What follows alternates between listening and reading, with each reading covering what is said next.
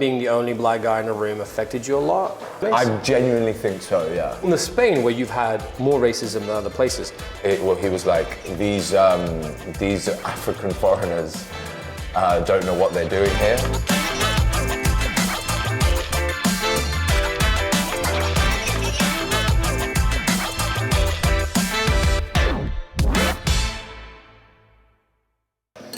$0.03. 3 cents.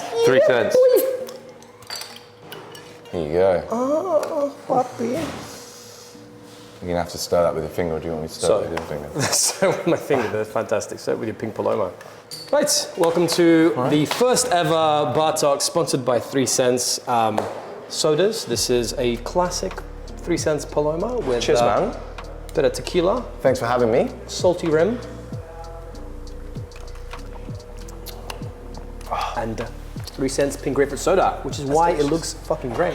So I'm here with you. This is Theodore, also known as Theo, which is much sexier. Much more. So we're in Barcelona. We're in FOCO, also known as Foreign Correspondents, one of my favorite bars here in Barcelona. Thank you very much. And one of the newest bars here in Barcelona. So before we go on, is who the fuck are you? Well, my name's Theo Thomas. So we're based in Barcelona. We own a bar called FOCO. FOCO is, we're a new bar. We've been open now for about 7 months. We specialize in cocktail industry. What we do here is both me and my partner Tom, we come from a very classical sort of style of bartending, sort of this ex-milk and honey sort of training. And we focus on taking classic drinks, following the structure of the drink in terms of flavor, but just adding modern techniques to it, such as playing around with textures, CO2s. I think, give us a couple of details of FOCO beyond what you're doing. Like, how old are you? 29. Right, 29 years old, you've had a bar for already for 7 months. Like most people will only dream of opening a bar at your age. What's the story? I was pretty lucky. I kind of joined the bar industry at quite a young age, and also I can kind of affiliate to that sort of, like, you calling me like a dark horse, because I was never really in sort of like the limelight. I've always kind of like been in the background, but I've always wanted to open a bar.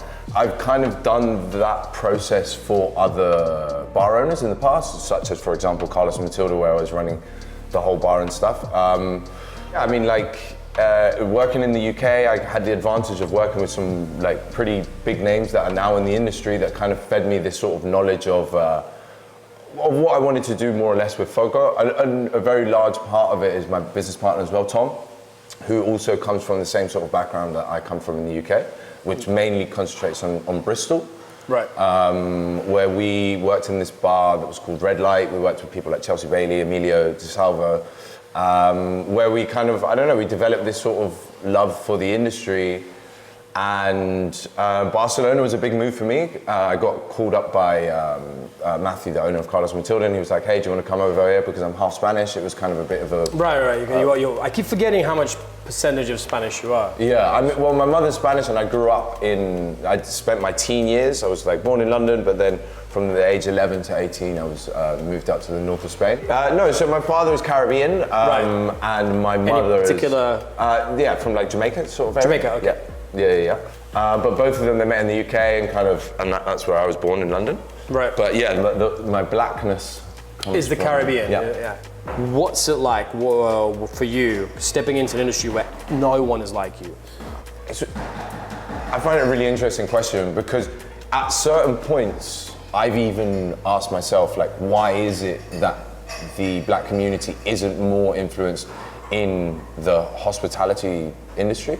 And I think I've got like various different answers. I don't know whether any of them are correct, but they're all my personal opinions. I think, so speaking from sort of the black community, I think hospitality is something that still isn't integrated in the black community's life, in terms of, in small things, in terms of like eating out or drinking out. It's more, I think, like that sort of hospitality always kind of happens at home. It still isn't something that like, like a lot of like the black people are like, let's go out for dinner, or let's go for drinks or stuff like that. I don't think it's yet that integrated in our culture. Don't get me wrong, this is a personal opinion. But I have noticed it, and I also do come from a black family, and that's what I've noticed within them. I think that has been super integrated, but then I think that sort of kind of supports the whole, oh, do I go work in a restaurant, or do I go work in a bar, or which is already sort of a white, you know, you're always going to be the only black guy in a restaurant. Right? Yeah, that's one. What's the other? Well, the other theory is I think that on a customer perspective, seeing a black server or something like this, it's still, I don't think that it's as well received. Like dynamics, like old school dynamics? I genuinely think so, yeah. Has this dynamic of being the only black guy in the room affected you a lot? I mean, it's a double-edged sword. Right. So coming back to kind of like the area where I grew up in Spain, being the only singular person that looked like me, I can kind of apply that to hospitality, and I think it's benefited me. If I see it in a way, I kind of think it's benefited me because it's allowed me to have a lot more focus from people. So like, which has kind of boosted my own sort of confidence, and that's the route that I've gone down to. I'm a lot more of a louder person. I'm a lot more of I captivate attention, right? Because I'm already looked upon. You know what I mean? I'm that guy that's with dreadlocks, stood behind the bar making good drinks. So I've been able to kind of feed off of that sort of energy. Capitalizing on the shitty situation. Like comparing even like Britain to Spain, right? Have you ever had somebody like active be like, I don't want the black guy serving me? I have had that, yeah. Yeah. More in Spain, yeah. More in Spain? Yeah. And, I don't think I've ever kind of been like singularized in any sort of way I have been for like, in my case, my hair. I've got long hair, and I have in restaurants been asked to like cut your hair.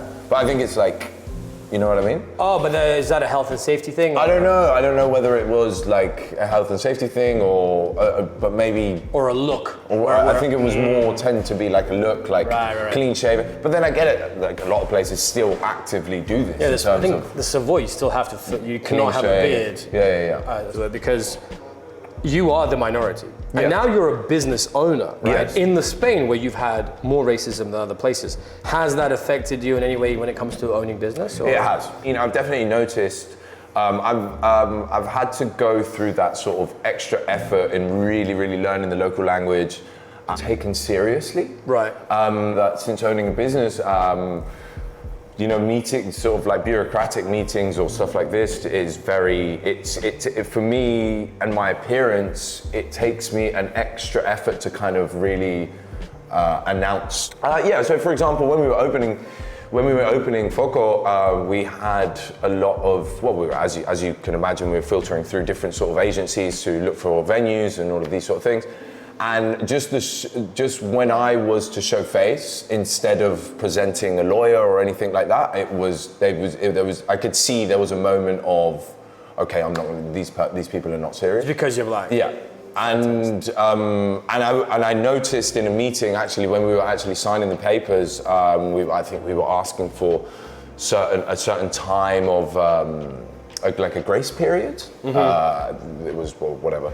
And the lawyer, the owner, said he was like, these African foreigners don't know what they're doing here, and I was just a bit like, oh, I can understand you. Oh my God, that's so. Yeah. But now we're in FOCO. Now we've got it. It doesn't fucking matter. It's open now. Yeah. You're already set in a game and launching. You've kind of had a very like boom progressive start. Why FOCO? Why foreign correspondence? What's the deal? What are the plans?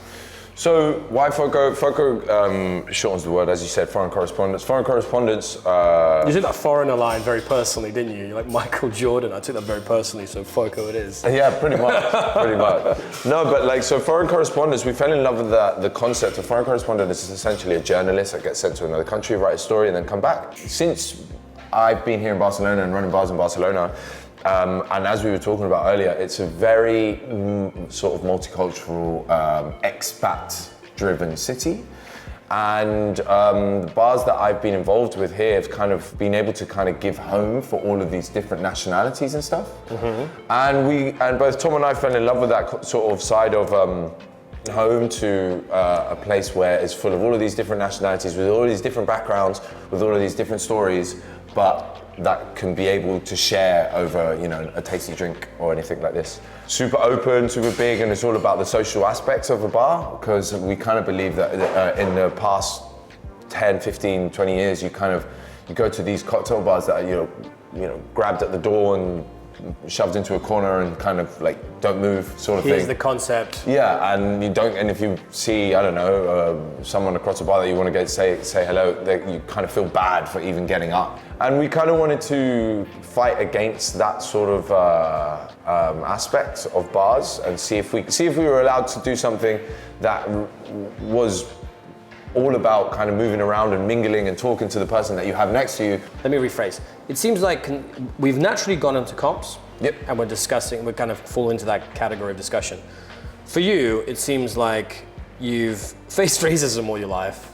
You're an immigrant in a new country. You're a young bar entrepreneur owner in a city where there's the award chasers and the not award chasers. It seems like you've got so many hurdles that you have to try and get over to try and get your name out there. And as a young bar owner, the two questions that arise for me, first of all, what do you hope to gain from going down the award path? And how does it look like for you, that path? Like, what is it?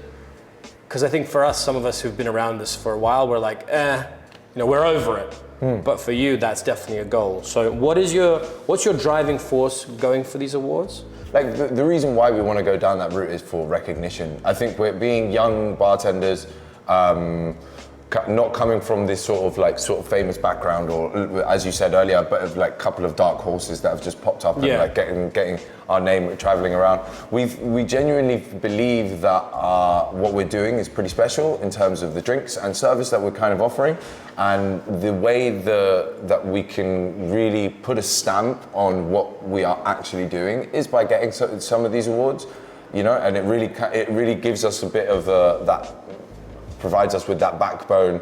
I mean, it's quite sad what I'm about to say, but the only way that people can treat us seriously is if we have some of these awards, you know, because we are young, we do fit into that category of like, oh, do they know what they're doing sort of thing, sort of stuff. And as coming of age sort of thing. Yeah, and as you said, like you've been a minority all your life or all of these things, and all of these things are like small sort of this kind of motivates me or fuels me to actually go down this route, because I kind of always have been on the sort of in the back seat in everyone's eyes before. As a young bar owner, do you have any advice for young bartenders who want to pursue that path? Absolutely, yeah. I think you've encountered. I think in terms of a piece of advice, don't get me wrong, I'm still learning, and I think as much as advice I could give would be just everything that you do, just absorb knowledge. Just not try and chase the whole I know before you because every day's a learning curve, and I think like for especially us at like a young age where we're so like motivated and hungry, I think it's very easy to go down the route of no, actually everything I've said is correct, is right. I think young bar owners should really listen to their staff. They're also professionals, and they could also, more brains think better than one, I think.